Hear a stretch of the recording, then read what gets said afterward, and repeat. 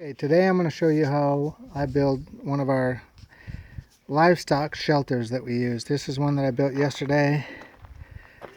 They're pretty sturdy, they're pretty inexpensive, and they're pretty quick to go together. So I'm building another one. I figured I would just document it so you can see how it's done. I use it's kind of a one piece. It's actually two sets of these from Lowe's, a shingle type corrugated roofing. It seems to work pretty good. This one I'm using for the pigs down below, so I'm going to put a pig nipple right in the back side of it there, so they can drink off of it. And then I put cement, the cement flooring on there so it doesn't rot a hole in the bottom. And otherwise, it's just 2x4s and plywood.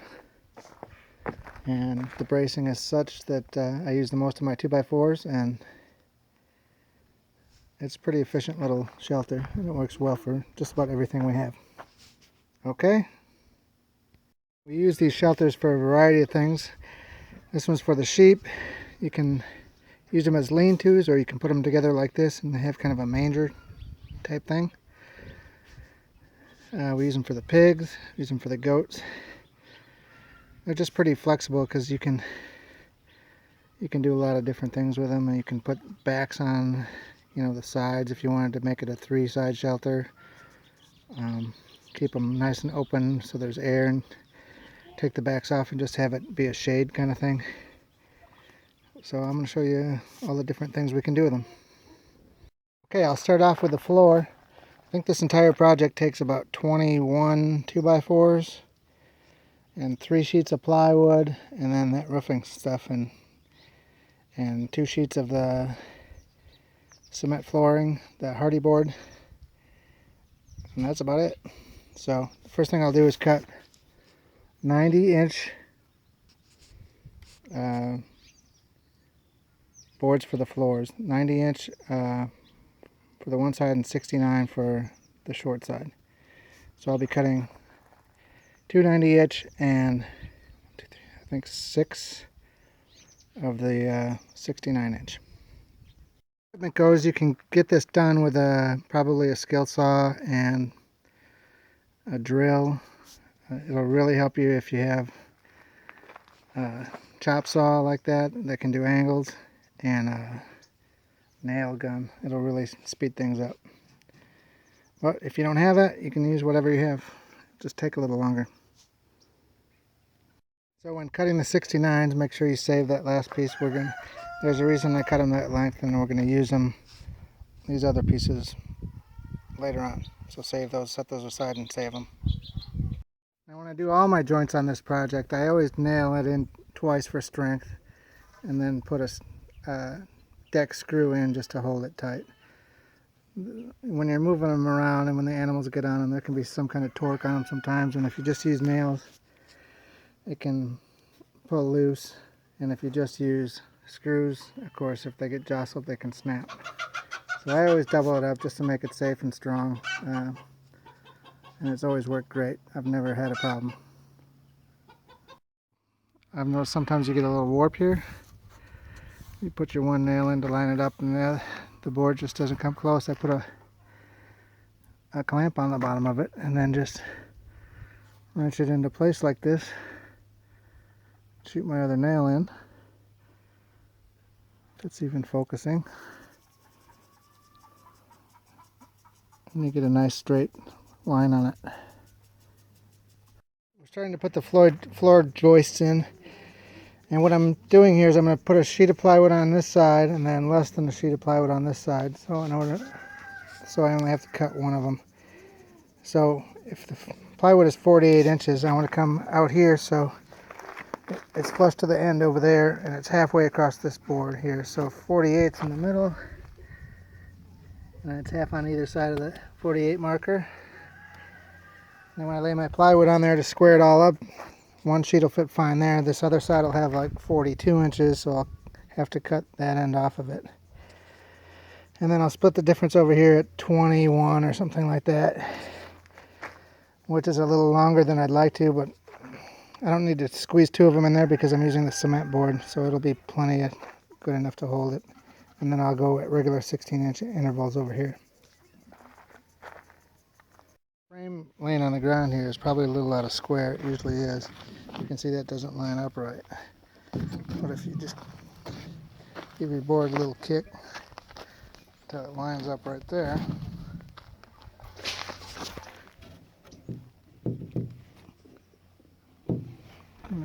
everything will be perfect over here too. And then that's the easiest way to square it. Alright, the floor is done. It's 90 inches by 69 inches. We're ready to go onto the walls. Right, Scouty? Right? Right, Scouty?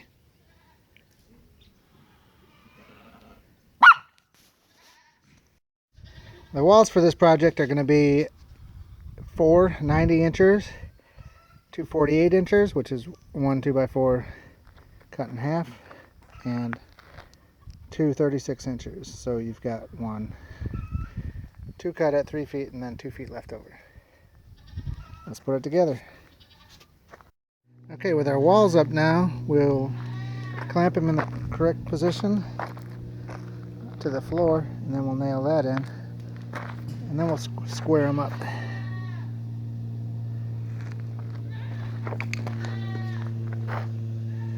Okay, the walls are attached to the floor.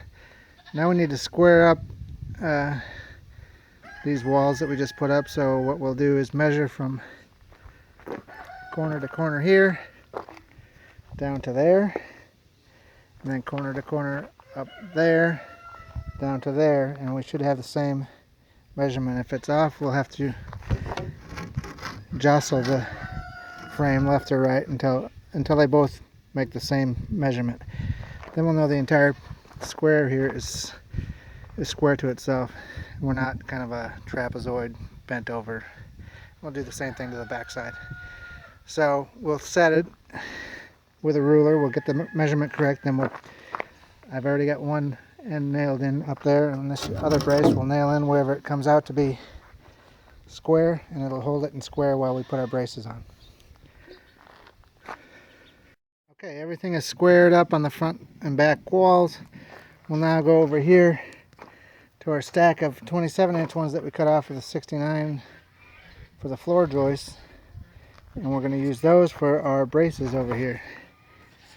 So we'll get over on the saw. I'll show you how we'll cut those off at angles and place them in there. Okay, I set my saw for a 45-degree angle. What I'm going to do here, it's too hard and too dangerous to do it with one hand.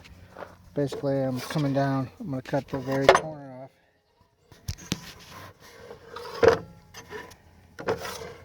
Right at the edge there. We'll cut 45s off on both sides, and I'll show you how that looks.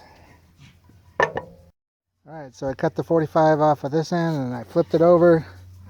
Cut the 45 off that end, and now this will act as a support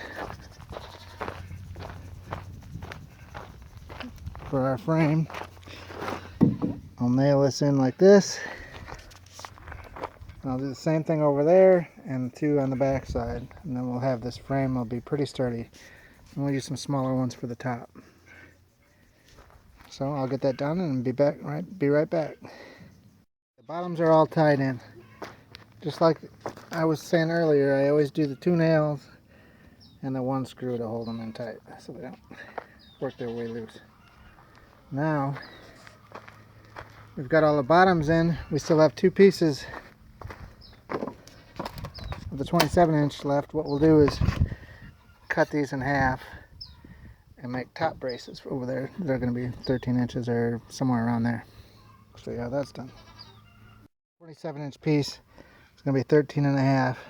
We're going to make a 45-degree angle cut, which will cut out about 1.5 inches of space on an 1.5 inch 2x4.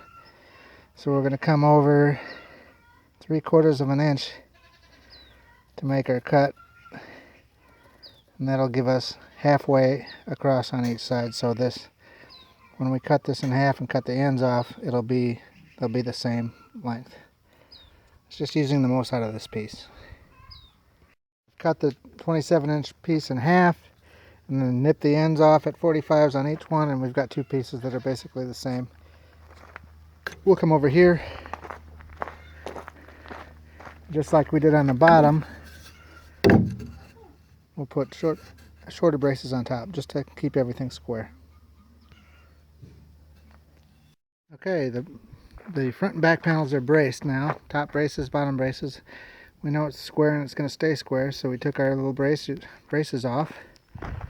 Now we'll do the same thing to the sides to make sure they stand up straight and square.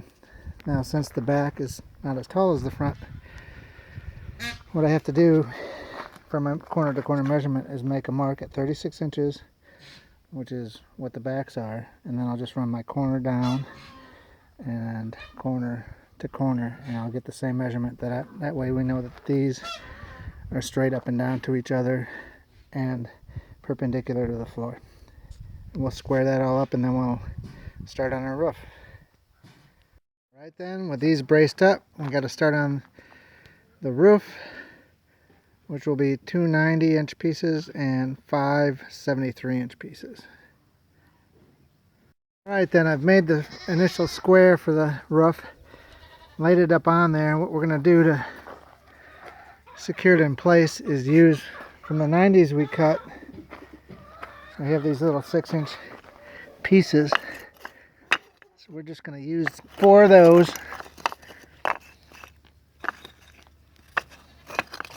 Can't grab 4 with one hand. We're going to secure them in these corners so we can lock the roof in. I'll show you how that goes. I'm going to line these up, line this up flush to there, and then I'm going to nail these little pieces right in the corners so it keeps all the 4 corners right in the right spot. Right, we've got our 4 pieces stuck in there, holding the roof in place. So everything's pretty tight. We'll just nail it in to those 4 pieces, so the roof is going to be totally solid. Then we'll put our brace pieces along here from front to back, back to front, using the pieces we cut off from the 73-inch. So I've got 3 more to cut, so we'll have 1, 2, 3, 4, and 1 extra for our other braces. For the side braces, they're gonna go on the long side of these 2x4s, so we're gonna want to cut them this way instead of that way. So we'll set our saw to 45 degrees and cut our angles like that. So I'm going to use these ones that we cut off the 73-inch roof joists. Just cut it this way and that way, and then we'll have our little brace piece. So out of those 73-inch cutoffs, which are my ceiling joists here, I cut these little cornered suckers, which will fit right on here like this, and we'll have a front to back bracing on all 4 corners using those pieces. Okay, look at that. We now have our side braces in and our front and back braces in, and this thing is pretty darn sturdy now. It's really not moving anywhere. All we have left to do is put the back on and set our roofing joists. And the way we're going to set, we can't measure this out exactly because we have a roofing material that we're going to lay on here, and it's a corrugated shingle type material. But we have to hit it at the top of the arches, so we have to figure out where the top of those arches are and then go in between. So we'll set that up now and I'll show you how that's done. So you may have been asking yourself this whole time, Where's he coming up with 69-inch floor and 73-inch roofing? And the answer initially was because that's how big the pieces of roofing come, so that I can make it extend off each side. It works perfect for that. But then when I got to making it, it just turned out that I was able to use all the extra material if I made them that size for all my bracing. So it really works out nice. And this makes it wide enough you can fit it through an 8-foot gate really easily, like on the back of your tractor. It's an all-around good size for anything on the ranch. But as I was saying about setting these ceiling joists, the way this roof is attached is I want you to punch through at the high points to hold it down. You've got the little rubber nails with the rubber washers on them. So I have to look and set all these. If you can see that. So I got to set my, there it is, joists so that they line up. I haven't done this one yet, but I'll move those all, splitting the difference, and get those all lined up on the high points so I can nail it through. The stuff we're going to use, the fasteners we're going to use, are these that come with it here, which are just the nails with the rubber thing on them. We'll pound them through into our joists at the high point and get this thing secured. And we'll be just about done. Looking like a shelter. Alright, there's your roof. I secured my joists at the peaks, and then I nailed them in. I don't know if you can see this or not. Nailed them in all the way around. Good roof now. Just about finished. Pretty good looking shelter. All we have to do is put the back on. And since we're using this one for pigs, I'm going to put the hardy board concrete floorboard down around it, because I'm going to put a pig nipple coming right through the center.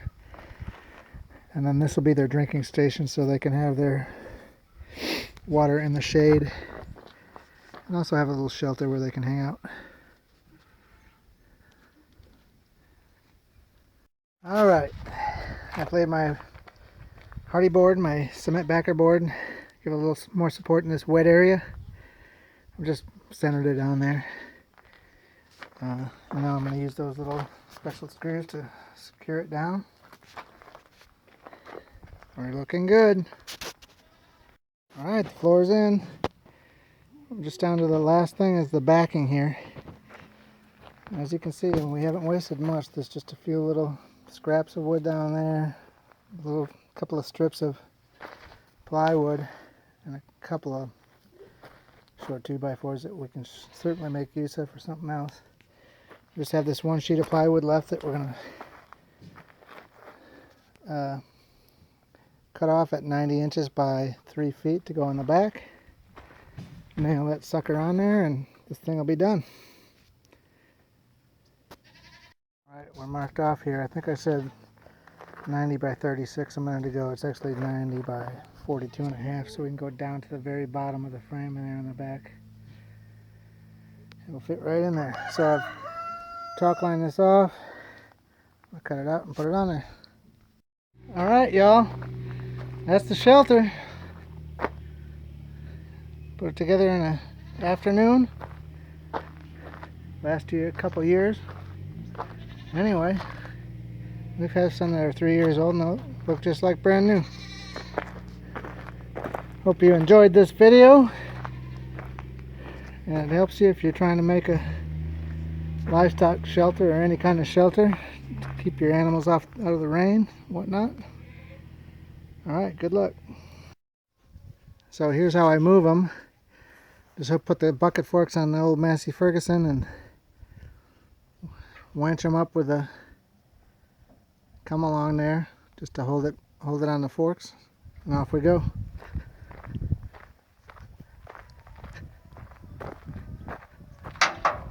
Pretty slick.